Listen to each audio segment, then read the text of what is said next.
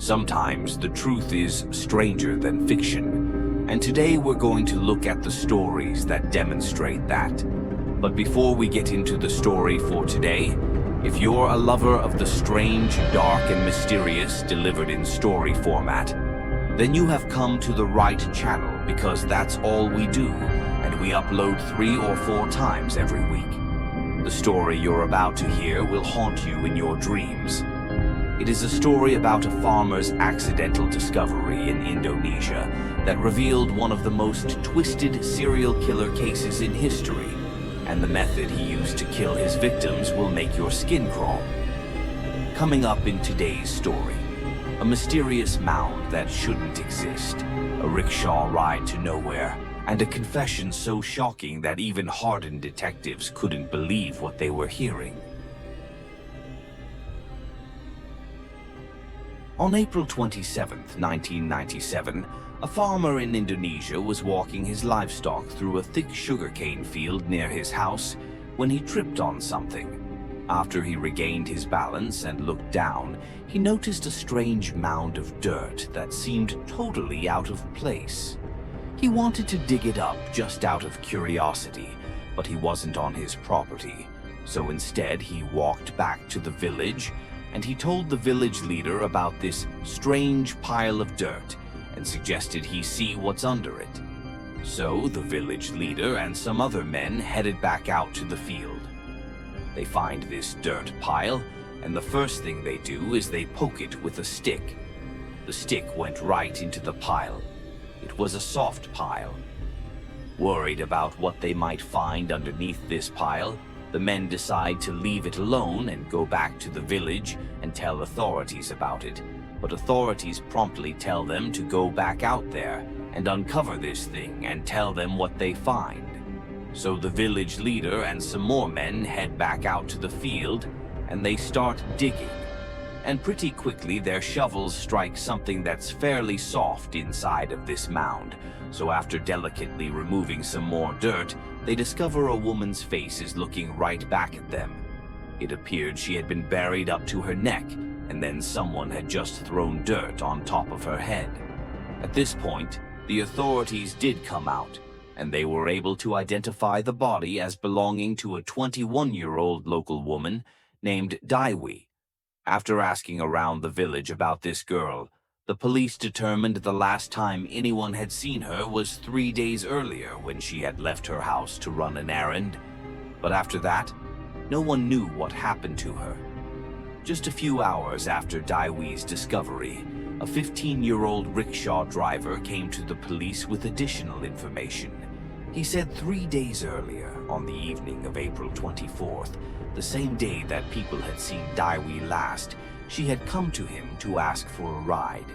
And when she got into the rickshaw, he asked where she wanted to go, and she said she did not want to tell him specifically where she was going. Instead, she just wanted him to drive in a particular direction, and she would give him more information about how to get where she wanted to go as they got closer. This really intrigued the driver, but he kept driving.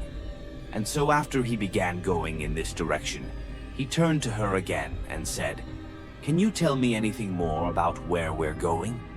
It is really weird that you're not giving me any more information." And so, finally, Daiwi told him she was going to see the shaman. A shaman, in simple terms, is someone who uses magic to cure the sick. The driver did think it was odd that this girl was going to see the shaman in the middle of the night, and she was being so secretive about it. But after he dropped her off, he hadn't given it much thought until he found out she had died. The police approached the shaman, who was 45-year-old Ahmad Suradji, and they asked him if he had been with Daiwi on the night of April 24th. Initially, Suradji said no, he had not been with her and he had no idea what happened to her. But after police searched his house and found Daiwi's belongings inside, Suradji said, "Okay, I've been lying and I have a confession to make." And he would very nonchalantly tell police that not only had he killed Daiwi, but he had also killed dozens of other women the same way and buried them in the sugarcane field. And so the police went out to the field and started looking around, and they found all these mounds of dirt all over the place, and under them were women buried up to their necks. After the excavation was all done, the police believed they found the bodies of 42 different women. But truthfully, that was just a guess. They believed there could be more. During his trial, Suradji explained in detail why he did the things he did. He said back in 1986, so 11 years earlier, he had this vivid dream where his deceased father came to him and instructed him to drink the saliva of 70 women. And if he did that, he would become immortal. When Suradji woke up, he didn't chalk up this experience as just a strange dream. He believed he had just had a real interaction with the spirit of his dead father, and so he decided he would do as he was told. But his father didn't explain to him how he was going to extract the saliva from these 70 women, and so after thinking about it for a couple of days, Suradji decided the most efficient way to do it would be to just kill the women and then forcibly take their saliva.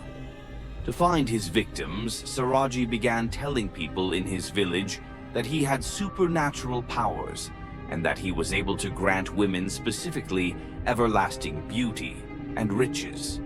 And many people believed it.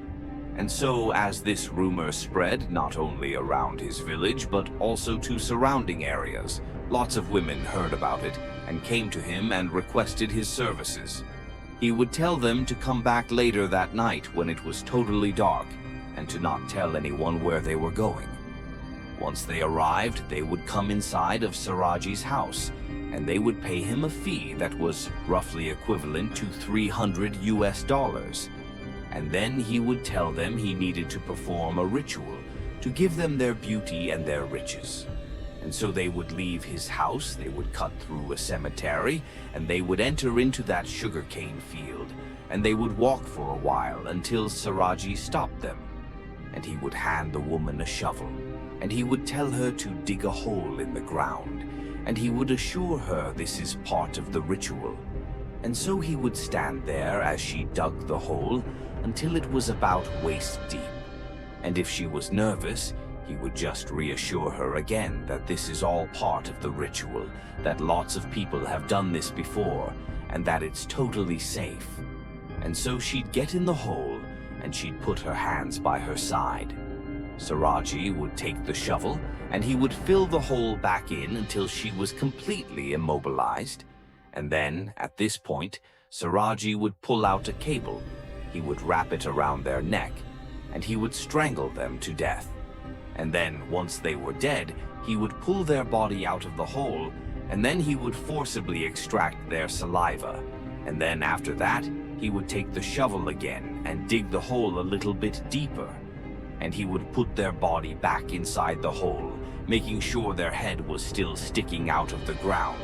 And then he would orient them so their face was looking towards his house, because he believed having these women constantly looking at him at all hours of the day gave him more power.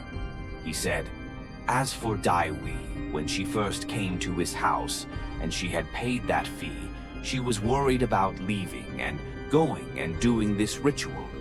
It scared her. And so Suradji told her to wait. And he went into the other room where his wife was, and he told her that, hey, I'm going to go kill this girl, and I need your help. I need you to calm her down.